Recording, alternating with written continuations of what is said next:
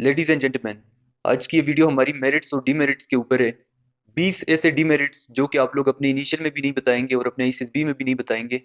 बहुत सारे बच्चे जब इनिशियली आईसीएसबी में जाते हैं, वो ऐसी खामी अपने बता देते हैं, ऐसे डीमेरिट्स बता देते हैं जिसकी वजह से सिलेक्टर उसको रिजेक्ट करने पर मजबूर हो जाता है।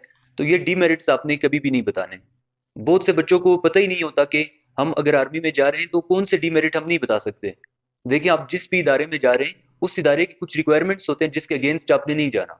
पाकिस्तान आर्मी, नेवी, एयरफोर्स की अगर बात करूं तो 14 लीडरशिप क्वालिटीज के अगेंस्ट आपने नहीं जाना। अब कुछ एग्जांपल्स मैं आपको देता हूं, ये बीस डीमेरिट्स आप नहीं बता सकते। उसके बाद मैं आपको कुछ टिप्स दूंगा कि कौन से मेरिट्स आप बता सकते हैं, कौन से डीमेरिट्स आप बता सकते हैं, और आपको मेरिट्स और डीमेरिट्स कैसे सोच के लिखने चाहिए। तो सबसे पहले डीमेरिट्स, जो कि मेरे पास बहुत से बच्चे आते हैं, जब मैं उनके डीमेरिट्स देखता हूं तो बहुत ज्यादा उनमें होता है जी। बच्चे लिखते हैं कि मैं एग्रेसिव हूँ। अगर आप एग्रेसिव है, आप इमोशनली स्टेबल नहीं हो सकते, अगर आप अपने गुस्से को काबू नहीं कर सकते, तो कल को आप अगर गुस्से में आएंगे तो आप गलत गलत फैसले लेंगे। आप इमोशनली स्टेबल नहीं हो सकते, तो कभी भी आपने नहीं बताना कि मैं एग्रेसिव हूँ। दूसरे नंबर पे बहुत से बच्चे बताते हैं जी कि मैं शाय हूँ, यानी मैं बात नहीं कर सकता ज्यादा लोगों के सामने। देखिए, आर्मी में एक ऐसा बंदा चाहिए जो कि कॉन्फिडेंट होता है। अगर आप बताएंगे कि आप शाय हैं तो वो आपको कैसे सिलेक्ट करेंगे। फिर बहुत सारे बच्चे लिखते हैं जी टॉकीटिव हूं मैं। देखें, ऑफिसर कभी भी टॉकीटिव नहीं होता। ऑफिसर को पता है मैंने कब बात करनी है, कैसे बात करनी है, कितने टाइम बात करनी है, कहाँ पे मैंने चुप रहना है, कहाँ पे मुझे बात करनी चाहिए। अगर आप हर टाइम बातें करते रहते हैं तो आपको कभी भी वो नहीं सिलेक्ट कर सकते, तो आपने टॉकीटिव कभी नहीं लिखना। फिर बहुत सारे बच्चे लिखते हैं जी ओवर थिंकिंग में करता हूँ, बहुत ज्यादा मैं सोचता हूँ। तो अगर आप सिर्फ सोचते ही हैं, बाकी आप किसी काम के नहीं हो सकते, बस हर काम में आप सोचते ही रहेंगे, तो ये ओवर थिंकिंग, ये सारी चीजें भी आप नहीं बता सकते। फिर बहुत सारे बच्चे लिखते हैं कि मैं डिपेंडेंट हूँ। देखिए, फाइनेंशियली अगर आप डिपेंडेंट है अपने पेरेंट्स पे वो तो ठीक है, लेकिन अगर आप डिपेंडेंट है अपने सिबलिंग्स पे, अपने पेरेंट्स पे, अपने दोस्तों पे, इस उम्र में भी 18-20 साल की उम्र में भी अगर आप डिपेंडेंट है, तो आप कैसे एक ऑफिसर हो सकते हैं, आप कैसे इनिशिएटिव लेंगे कल को। तो ये चीज़ भी आप नहीं बता सकते। अक्सर लोग बताते हैं जी कि मैं टी एडिक्टेड हूँ। अगर आप टी एडिक्टेड है, एडिक्शन आपकी नहीं होनी चाहिए। आप देखें, कुछ लोग बताते हैं कि मैं स्मोकिंग करता हूँ, नस्वार, ये सारा कुछ, ये एडिक्शन होती है। कल को जब आप रमजान में देखें, आप जो लोग स्मोकिंग करते हैं उनका हाल आपने देखा होगा, रमजान में क्या होता है उनका। नस्वार वालों का हाल आपने देखा होगा।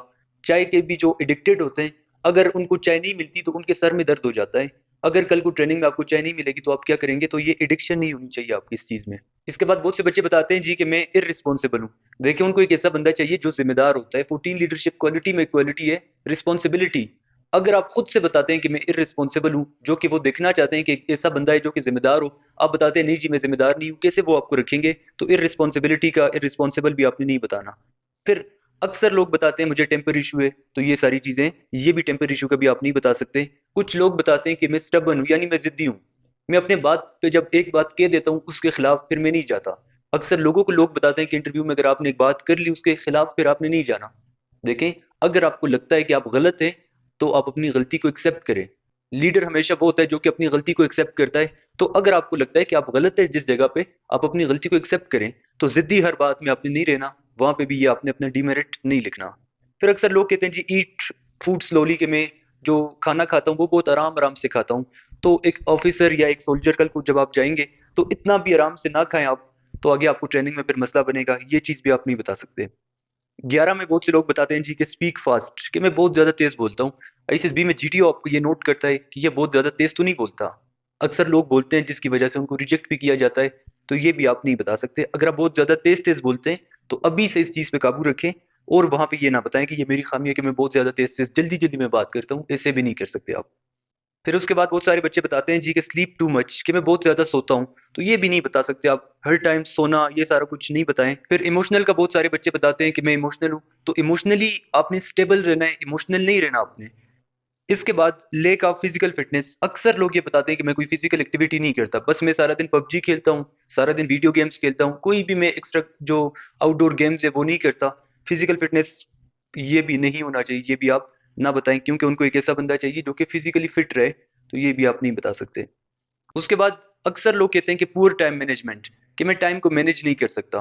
तो ये चीज भी आप नहीं बता सकते, आपको टाइम को मैनेज करना पड़ेगा। फिर 16 में अक्सर लोग बताते हैं कि मैं सेंसिटिव हूँ। एक ऑफिसर कभी भी सेंसिटिव नहीं हो सकता। तो इस चीज, अगर आप में ये खामी है, इस पे काबू पाएं और उनको ये चीज ना बताएं।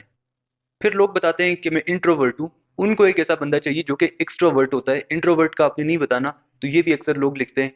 फिर 19 में अक्सर लोग लिखते हैं जी के डू नॉट फॉलो रूल्स। मैं रूल्स को फॉलो नहीं करता, ये भी आप नहीं बता सकते, क्योंकि उनको एक ऐसा बंदा चाहिए जो डिसिप्लिन वाला होता है। आप बताते हैं कि मैं जाता हूँ रूल्स फॉलो नहीं करता, अभी तो आपके पास कोई अथॉरिटी नहीं है।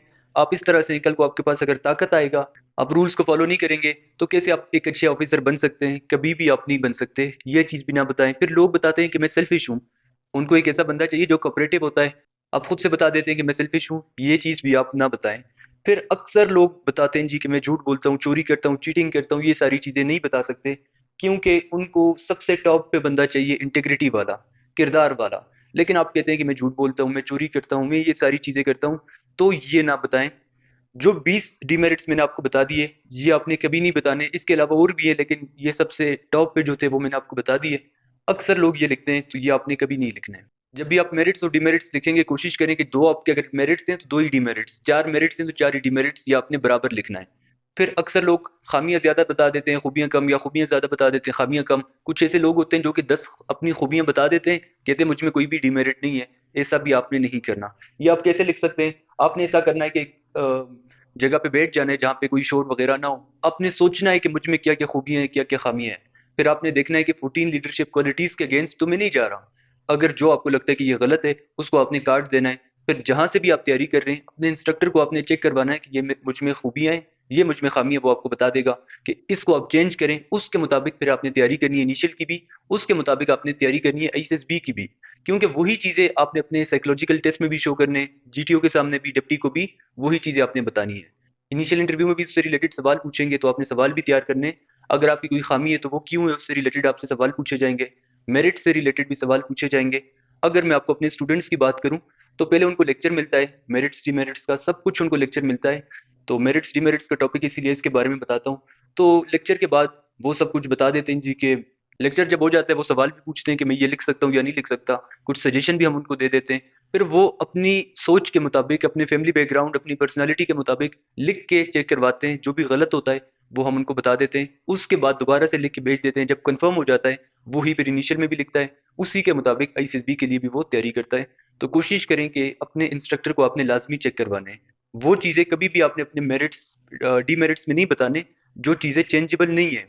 मिसाल के तौर पर, अगर आप झूठ बोलते हैं, कल को ट्रेनिंग के बाद भी आप झूठे होंगे। झूठा कभी भी चेंज नहीं हो सकता। एक बंदा अगर चीटिंग करता है, कल को भी वो चीटिंग करेगा। जिसका किरदार आज खराब है, कल को भी उसका किरदार खराब होगा। ये चीज भी आप नहीं बता सकते। तो कोशिश करें वो डिमेरिट्स आपने कभी नहीं बताने जिसके आपके किरदार पे असर पड़े और वो आपको रिजेक्ट करने पर मजबूर हो जाए। तो अगर आप हमारी ऑनलाइन क्लासेस लेंगे, कंप्लीट आपकी तैयारी होगी इनिशियल की भी और एसएसबी की भी। लास्ट कोर्स की अगर बात करूँ, 86 स्टूडेंट थे हमारे इनिशियल इंटरव्यू में, जिसमें से 82 ने अपना इंटरव्यू पास किया था। एसएसबी की अगर बात करूँ तो 12 स्टूडेंट थे, जिसमें से 7 स्टूडेंट ने अपनी एसएसबी क्वालिफाई की थी। तो अगर वो कर सकते हैं, आप लोग भी कर सकते हैं। हमारी क्लासेस में कभी भी इतवार को भी छुट्टी नहीं होती, हफ्ते की भी छुट्टी नहीं होती। पूरे महीने आपकी क्लासेस होती रहती हैं। जब तक आपकी इंटरव्यू की डेट नहीं होगा, उस दिन तक आपका इंटरव्यू होगा। मॉक इंटरव्यूज भी आप देंगे, एसए की भी कंप्लीट आपकी तैयारी होगी और एसएसबी के भी कंप्लीट आपको नोट्स मिलेंगे। हम आपकी पर्सनैलिटी पे काम करेंगे, रट्टे आप पे नहीं लगवाएंगे। तो मजीद जो भी सवाल इसी व्हाट्सएप नंबर पे आप हमसे रब्ता कर सकते हैं।